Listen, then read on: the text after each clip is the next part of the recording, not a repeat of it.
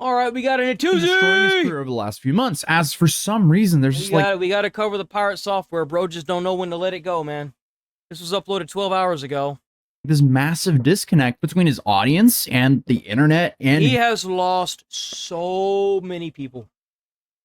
So many fucking people. him. And he might have just put his career in jeopardy by breaking Twitch's terms of service and potentially committing fraud. And I mean, overall, this has just been one of the craziest domino effects of nothing burgers that I've seen in a long time. If you haven't seen it yet, go check out my video. I already talked about it with Legal Mindset. Reacted to his video where he talked about it. Then while you're at it, go and check Legal Mindset out. While you're at it, go and check a Tuesday out. Because he's just fucking cool, man.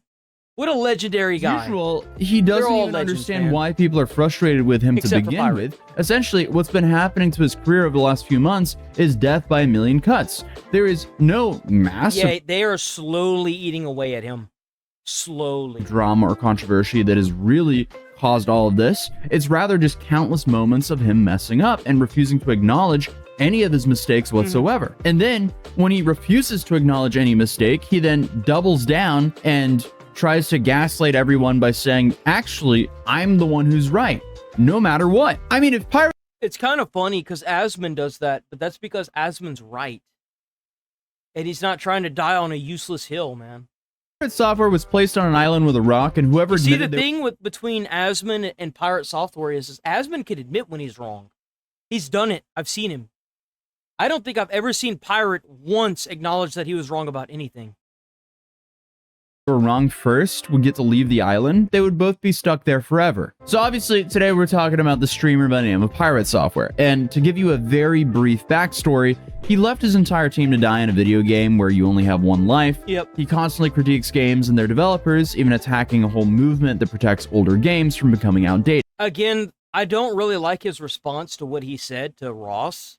I was very shocked at how quickly he was to, attack Ross and tell the fucking movement and Ross to eat his whole ass. And I was like, dude, that's kind of aggressive. He seems to have some god complex he acquired because he worked at Blizzard as a website security guy. And Bro worked in customer service.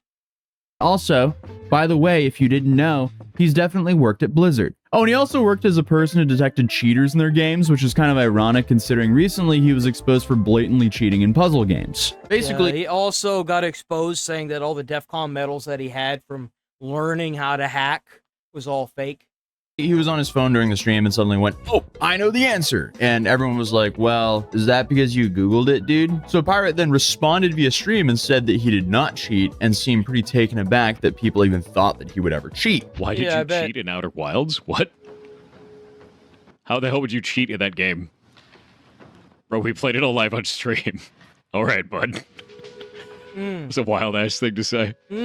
What the hell? Essentially, this dude is a love child of hypocrisy and deniability. Oh, and again, did I mention that he worked at Blizzard? I was watching a video Bro, that was let me critiquing you tell for mentioning you work at Blizzard so worked much. at Blizzard, I literally man. never talk about it.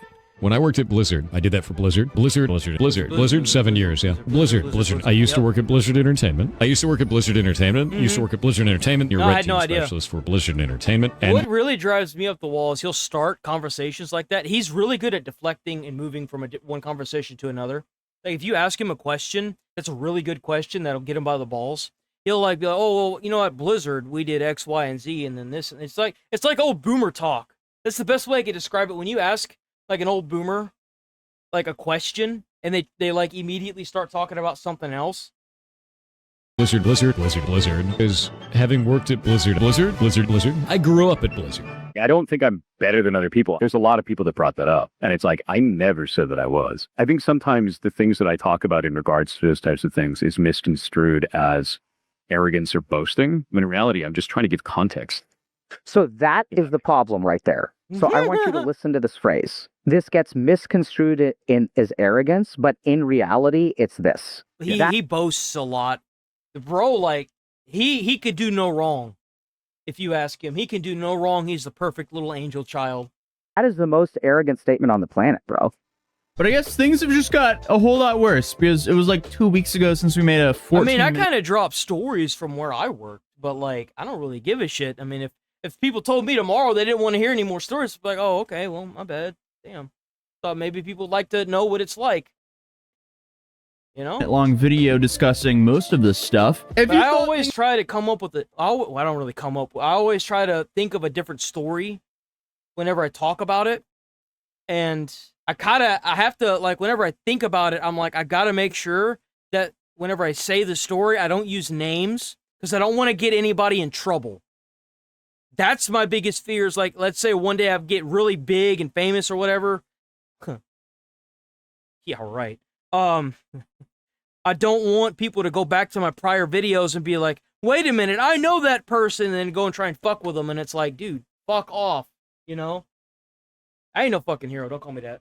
I ain't no fucking things were hero. bad 2 weeks Don't call ago, me that. they've got a whole lot worse. I mean, Don't call me you that. have dudes who've been making I enjoyed the fire service too much to be called a hero. I actually really enjoyed that job. Like, if this didn't work, I might try to go back and do that. If I can. I don't even know if I could. in a row I on tried for, essentially like I said, a year to try and get a job. and I just- everything this guy has done since then. So apparently a lot is going on. And we'll talk about that channel in a little bit because Pirate has actually responded to some of the allegations from that channel. But either way, Pirate has received a lot of attention in the last couple of months. And I think it's the wrong kind, not the one that he wanted, because he's lost nearly 250,000 subscribers on YouTube. That's just in the last 30 days. Ever since this has been going on, he's been constantly losing subs and losing viewers. Constantly. It is crazy. And over 100,000 followers on Twitch, which is absolutely... You served. Thanks. Thank you for your service, sir. I never understood why they do that to firefighters. Dude, I didn't serve in the military. You had to live, sleep, breathe the military, dude. Like, we would joke about that, but we would never be like legit about it whenever we were like, thank you for your service, sir, you know, like to the other firemen. Absolutely insane. I mean, you would think with the losses like that he would be guilty We would of something. we would never say thank you. We would always say thank you for your service back as like the joke. We would never be like, you're welcome, you know, we wouldn't do that. Crazy, but instead, as I kind of hinted to previously, it's And the just reason why I don't feel like a hero, and I really personally don't think I am, is because I did it for money.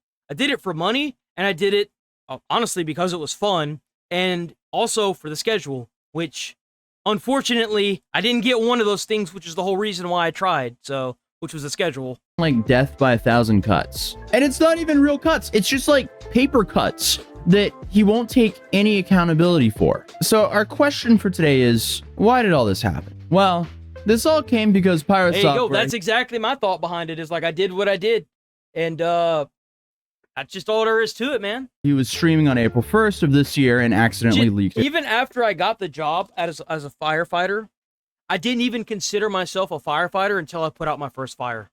I was like, my fiance was like, "Good, you're a firefighter," and I was like, "No, I'm not. No, I'm not." You can ask her. I was like, "No, I'm not." She's like, "What do you mean? It's your job." And I'm like, "Nope, I haven't done shit yet. I haven't done shit.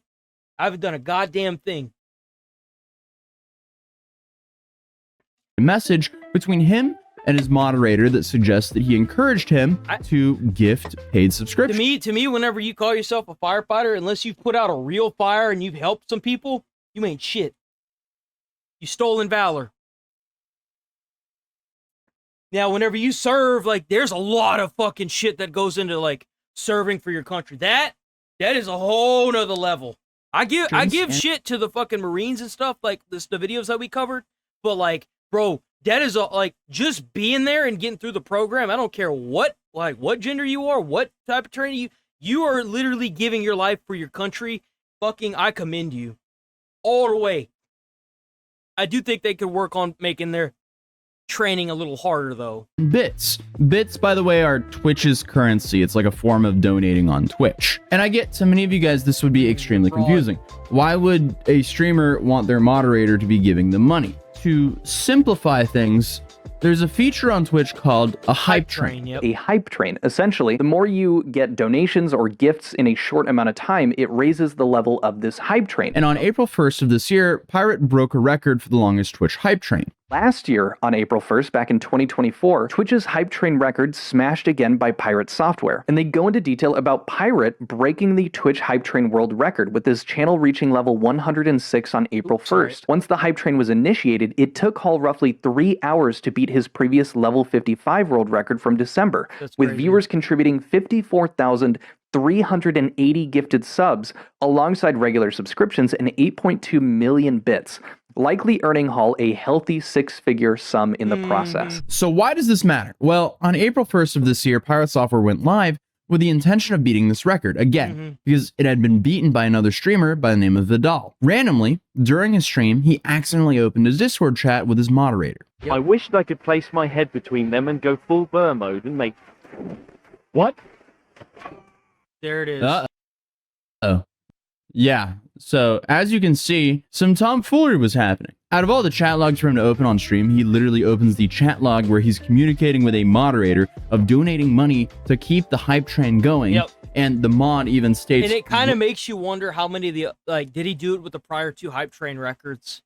Because of this, it puts the other 2 completely in question. which account he's donating through, called Serendipitous Bean. And then to make things worse, they try to make that account look like it's not the moderator who's donating all this money to keep the hype train going and for him to inevitably beat that record. Yeah, that doesn't look great. So now he's not only allegedly cheating in puzzle solving games, but also he knew the minute he did that, he got caught because he started freaking out. What's even crazier is I don't even think he like actively won't talk about this. Actually cheating for Twitch donation records. Now, he just responded to those allegations that were originally, from what I know, brought into the spotlight by New stuff right here, boys. We got. I never saw what his response was. the YouTuber Quintheo.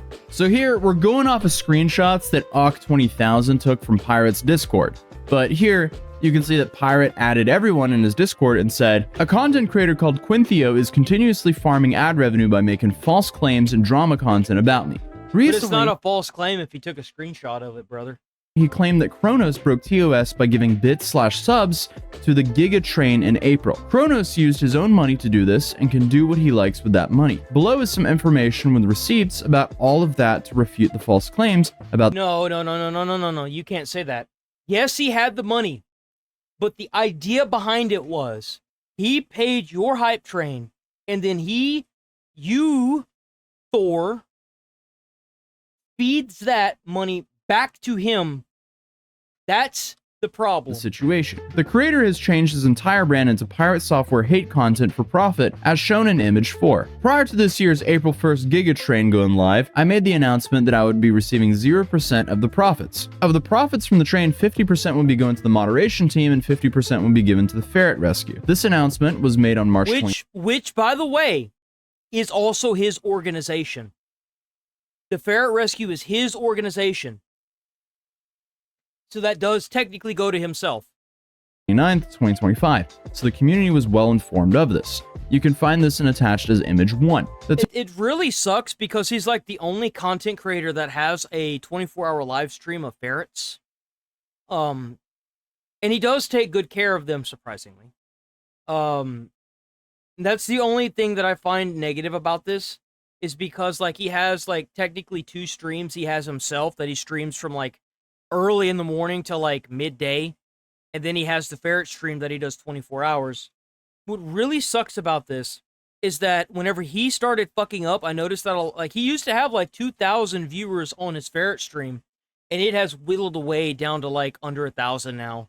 And it's really sad to see it because the ferrets didn't ask for this, but he sure did. Total income from the Giga Train was 75,000 rounded up to the nearest 1,000. This means that half of the train was 37,500, and that amount was then split 15 ways to all the staff besides me. That means each staff member received 2,500. This was announced to the community on April 9th, 2025. You can find this attached in image 2. Kronos threw 75,000 bits, 100 T1 subs, and 40 T3 subs during the Giga Train at around level 60 plus. He bought all of this in pounds, which came out to about 2,000 pounds or $2,800 after conversions. Jesus. You can find these transactions attached in image 3. Further, subs are not one-to-one conversion and neither are bits. The subs show up as about 68% of the overall contribution coming through, and bits are normally 82% when purchased in USD. However, doing this in pounds makes the conversion much worse. This means you were spending about 300 pounds or about $400 to get $250 in bits,